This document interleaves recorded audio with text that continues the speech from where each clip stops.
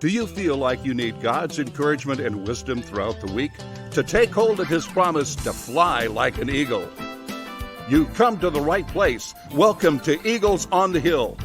Let's join our host, Pastor Jeff Scheich.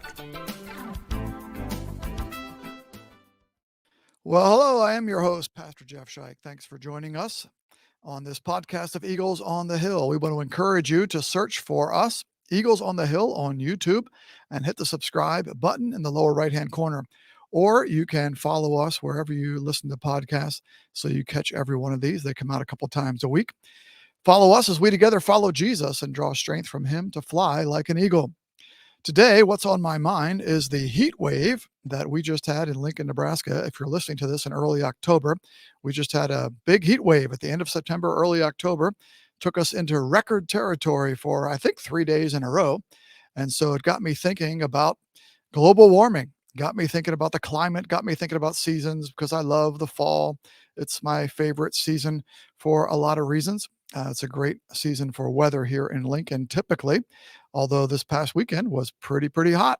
So anyway, that got me thinking about global warming and all of that. So I'm not going to do, I think, not right now, a whole podcast on global warming and all that kind of stuff, although I should do one coming up here pretty soon because I read some good books on that recently. I wanted to share those with you. So we'll get to that at some point in the future. But just wanted to comment on these days we've had here in Lincoln, over 90 degrees here, even into October. Wow. Very different for us in terms of weather. So wanted to, and of course, whenever these things happen, you hear people say, well, oh my goodness, the 3 days in a row of, record highs. So global warming must be a thing. There's the evidence for it. Well, at this point, not commenting on whether climate change is real or not. I know that's a controversy out there. We'll get to that some other time, but wanted to comment on the 90-degree days. And what I wanted to share with you is something I found on Ken Dewey's Facebook page. Ken Dewey is a meteorologist, retired, but still I get to hear him every once in a while on the radio, and has this Facebook page that he posts a lot of interesting weather information on. And so he put out a chart of 90-degree days in Lincoln, Nebraska for the last, I think, about 150 years, since like 1887 or something like that. I guess since they've been measuring it here, I suppose. And interesting to take a look at this chart, because what it shows is that there's a pattern to our weather in Lincoln, Nebraska. A cyclical pattern of the number of days where we have highs in the 90s. And of course, it's not exact. It's not like every year there's 50 days, and then the next year there's 10, next year there's 50, 10. It kind of varies. But if you look at the graph from the 1880s all the way up until this year, 2023, what you see is a cyclical pattern where about every 10 to 15 years we have a cool year, where we only have, maybe 15 to 20 days, sometimes even less than that, of highs in the 90s in Lincoln.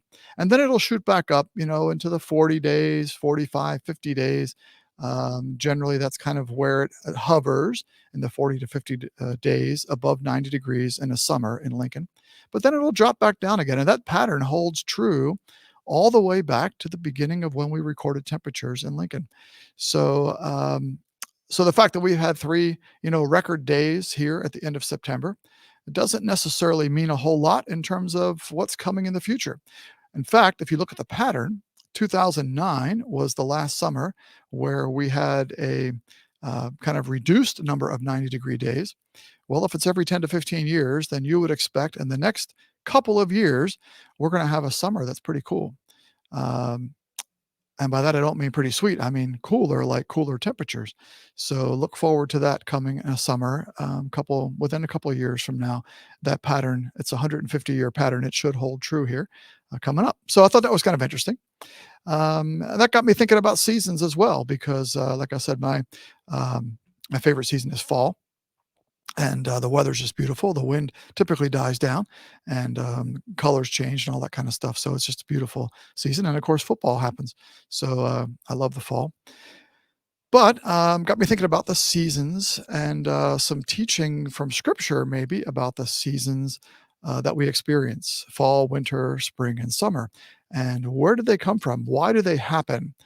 I want to play for you a short video, probably about a minute long, from a group in California that put out, I think, a simple explanation of why it is we have seasons. You may know the reason, you may not. So take a listen to this for just a little bit.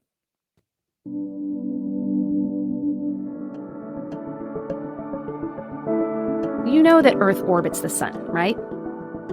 And that it takes a full year for our planet to complete its orbit? Earth also rotates like a slightly tilted spinning top. Earth remains tilted in the same direction all year round as we orbit the sun.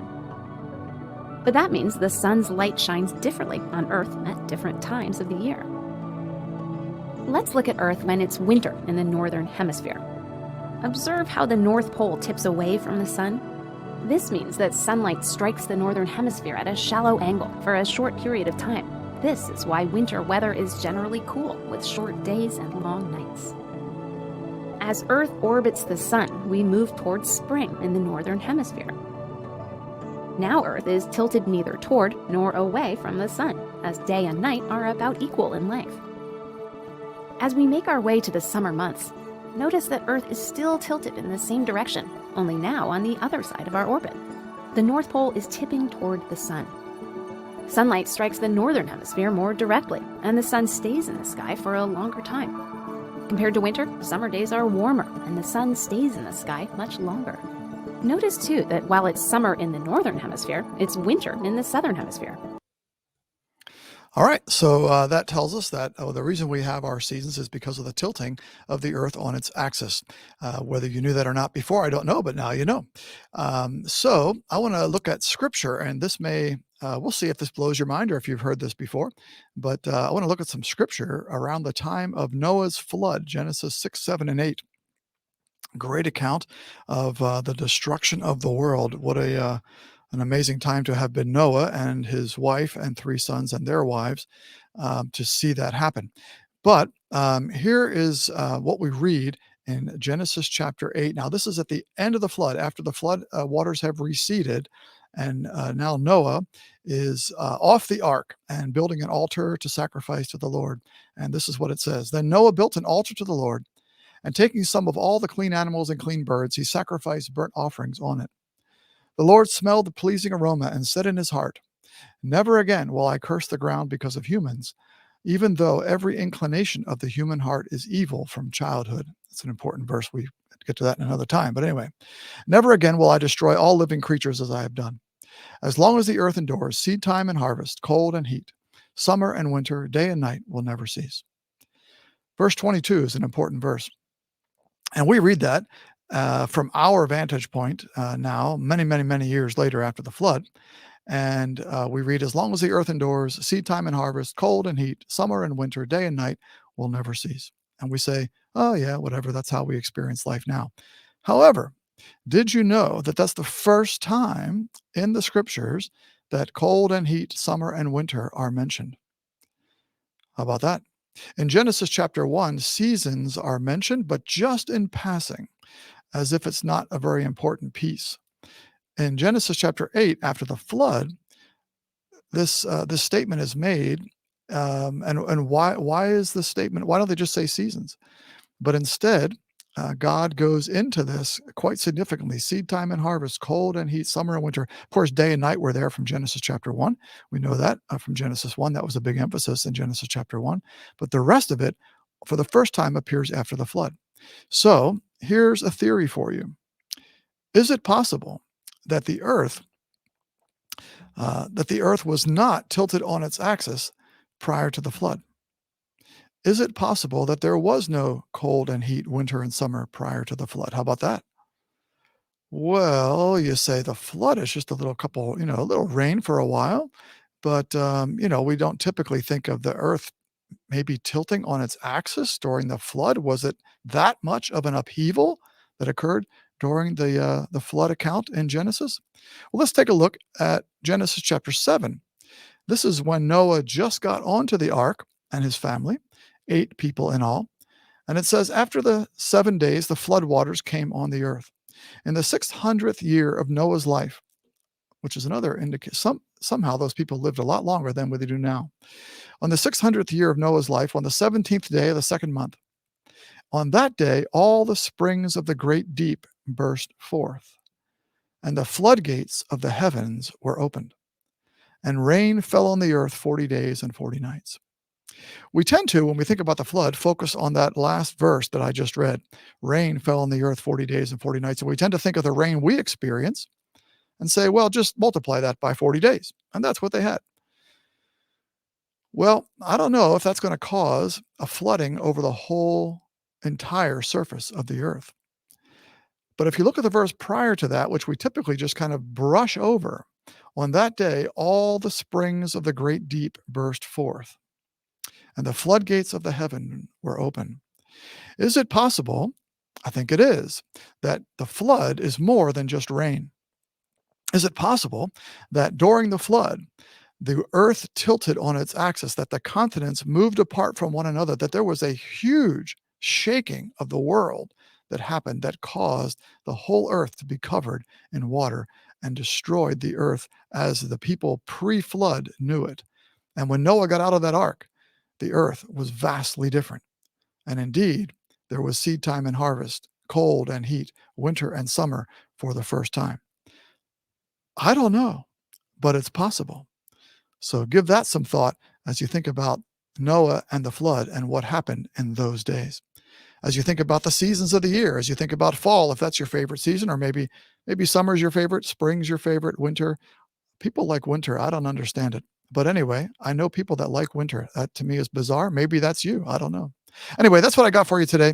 Write us when you can at eaglesonthehill211@gmail.com. That's all one word, eaglesonthehill211@gmail.com.